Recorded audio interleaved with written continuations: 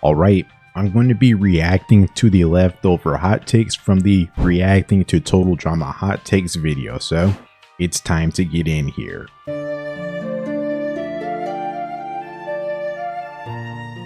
Ezekiel needs a redemption arc. Well, he could surely use a redemption arc. He's one of the most disrespected characters in the show by the writers. The idea of him getting a redemption arc makes sense because he hit the lowest low of any character, so I suppose it would be nice for him to grow as a person and respect women more, and most importantly, turn back into a normal human being before any of that can happen. It makes sense, but also Ezekiel doesn't need a redemption arc. Like, it would be nice to have, but I doubt that him getting a redemption arc is going to overwrite everything that he went through, and I'm only going to remember Ezekiel for the new Zeke. That's probably not happening. At this point, he is what he is as a character, and depending on what characters are around him on this hypothetical season where he gets the redemption arc, I wouldn't want that storyline to take away from others. So no, a redemption arc would be nice to see, but he doesn't need a redemption arc.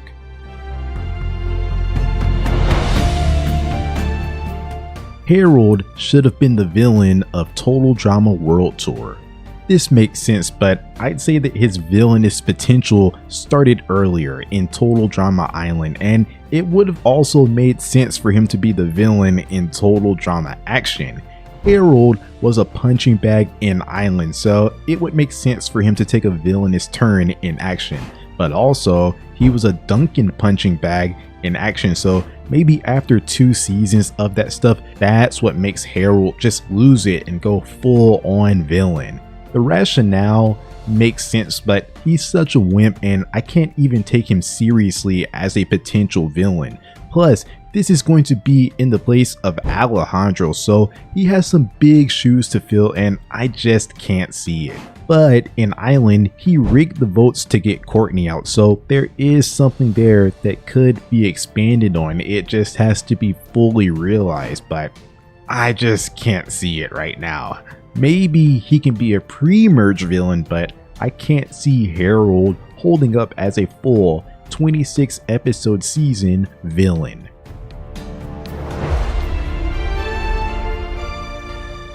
The Gen 2 cast is better than Gen 1. I'm not even gonna mess around. I'm just flat out gonna say no right away. Gen 2 actually had some solid characters for sure, which I'm glad that I came around to.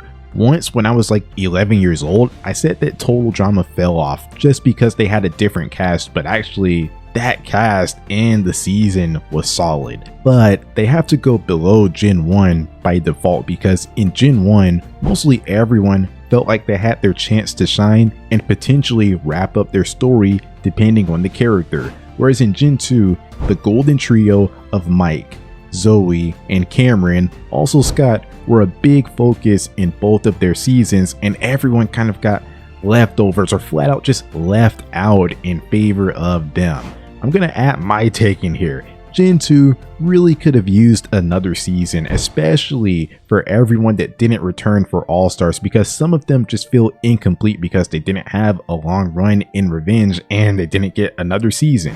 It's only a 13 episode format, but everyone getting another season would at least make the comparison fair. So no, the Gen 2 cast isn't better than Gen 1, but at least they're better than Gen 3 Pocketeer Island.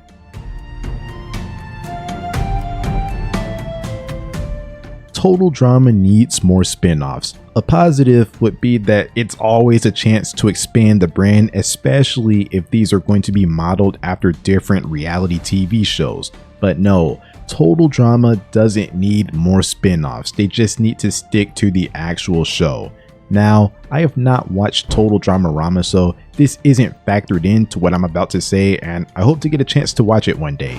But Redonkulous Race is a clear example of why they shouldn't make spin-offs. I've already said why Redonkulous isn't great multiple times, but for a very short rundown, the format wasn't good, there were way too many characters, and them being in pairs meant that interactions mostly happened between those two rather than utilizing the whole cast, something that the island camp seasons had no problem with. So I'm completely out on another race season for sure, but if they went the Big Brother route or the Traders route, although I don't have much confidence in them because of how Redonkulous turned out, it's at least worth a watch if they're able to make Big Brother and Traders spin-offs.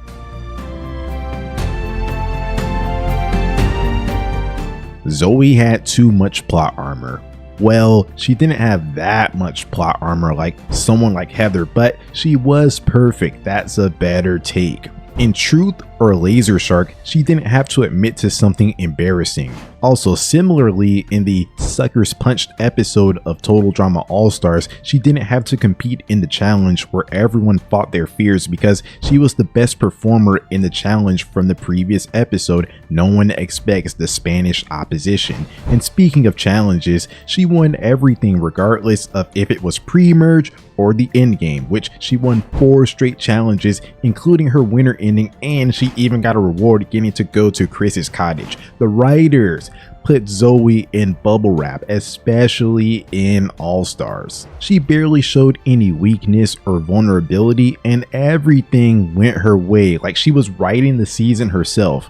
When I was younger, watching All-Stars as it was airing, I used to like Zoe. But as every episode went along, she became even more unlikable because she received no repercussions for being such an airhead. She gets to be oblivious of everything that's going on, but it doesn't matter because she's just going to win the immunity challenge in the end. The worst feeling was watching some of my favorites like Gwen and Duncan get some of the worst eliminations in Total Drama history, while Zoe went by unscathed even though they were more in tune with the game than her and more bearable overall.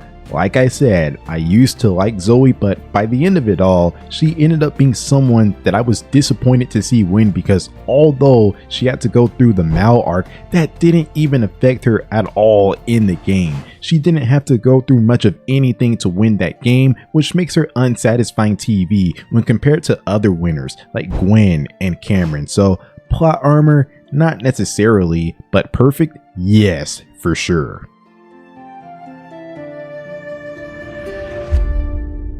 Villains should win more seasons. Yes, I've always felt this way, but I just had enough when Julia lost to Wayne in Total Drama Island Revival Season 2.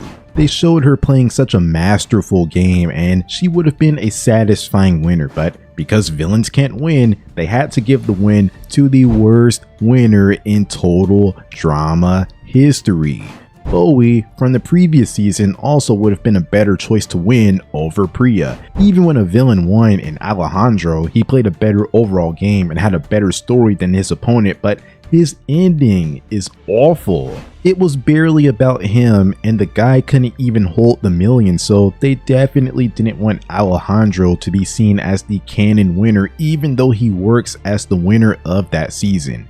Villains are usually the most strategic player on their season and most of them are entertaining, so they should get more chances to win. Also, this would diversify the endgame and make it more interesting because then everyone would have a fair chance to win, so there should definitely be more villain winners.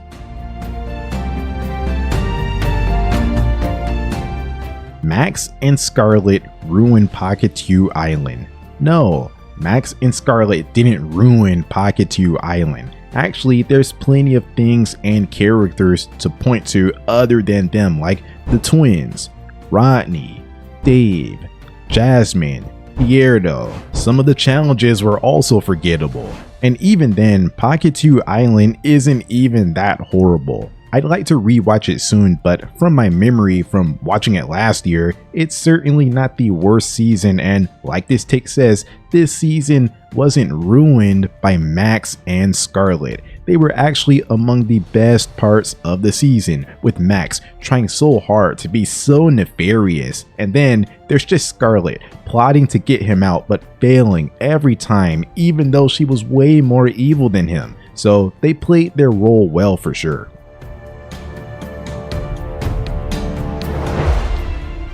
Courtney didn't deserve to be on All Stars. Well, no to this take. Sort of. She is a really bad character and a major contributor to the insufferability of the love triangle in this season. And she didn't really earn her spot on the season. Like, I would pick someone else for sure. But before looking at Courtney, the first place to look at is Sierra, someone that literally had absolutely no business being on All Stars. All she did in World Tour was love on Cody, and even in this season, without Cody, she found a way to replicate the exact same thing by loving on Cameron. All she brings to the show are stalker vibes, and it's just not entertaining at all. So when talking about characters that didn't deserve to be on All Stars, the conversation always starts with Sierra and Sam.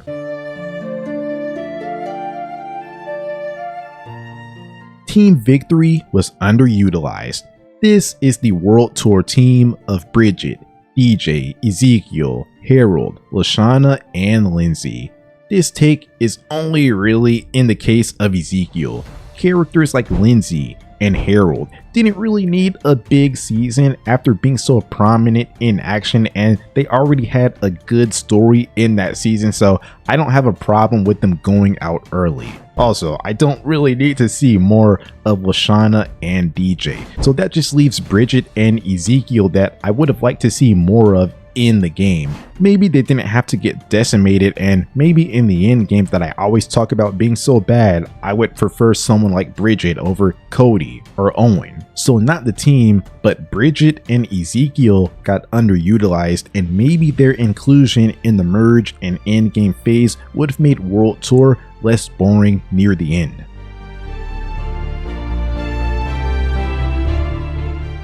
Dawn is overrated. Well, like I said when I was reacting to a take that said that World Tour is overrated. Overrated and underrated are relative terms, and I don't keep up with the fan base at all, so I wouldn't have a gauge. But I can talk about one of my previous experiences. Probably about 9 or 10 years ago, I found this YouTube video saying that Dawn is one of the best characters, and there was a lot of confusion because she was only in one season and she was a fun character for sure, but she didn't even make the merge. So in that case, all of those years ago, she was overrated, and for me to rate her higher, she would need another season and she would need to perform well on that season. She had a lot of potential, but I'm not rating her off of potential. I'm rating her off of what actually happened. Like in the NBA, it would be really unfair to rank a rookie Victor Wembanyama over an established Stephen Curry and LeBron James just because he has more potential. No, he has to actually go out there and win rings. Then I'll give him the credit and praise. Same with Total Drama. I'm not rating characters for what they could have been. I'm just taking into account what actually happened. So Dawn needs to show more results to be rated higher.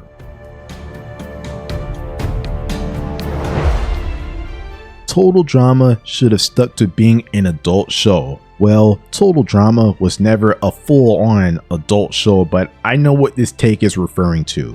In Total Drama Island, the quality of the jokes and what was allowed to be shown and said is much different from what was allowed in future seasons, definitely by action, and that gives Total Drama Island so much charm and separates it from the rest of the seasons. So yeah, they should have kept this raunchiness, but also if they kept it, I'm not sure if there would be a future for it on Cartoon Network, maybe something like Adult Swim. And a move to Adult Swim would affect ratings because some parents flat out wouldn't let their kids watch Adult Swim no matter what, and they won't even research. They'll just say that Adult Swim is only for adults, which is a very novice, unnuanced way to look at it, because just looking at Total Drama Island, yeah, it's more mature, but it doesn't deserve to be on Adult Swim. Like, that's why research is important. Just can't write it off and say because it's on an adult channel, it's for adults. But yeah, to give an answer to this hot take, I would have liked to see the adult show aspects be present rather than the show being downgraded to a full-on kids show, but it didn't really affect much. Like, I doubt that giving All Stars an adult feel would make it a top tier season, so it's unfortunate, but it is what it is.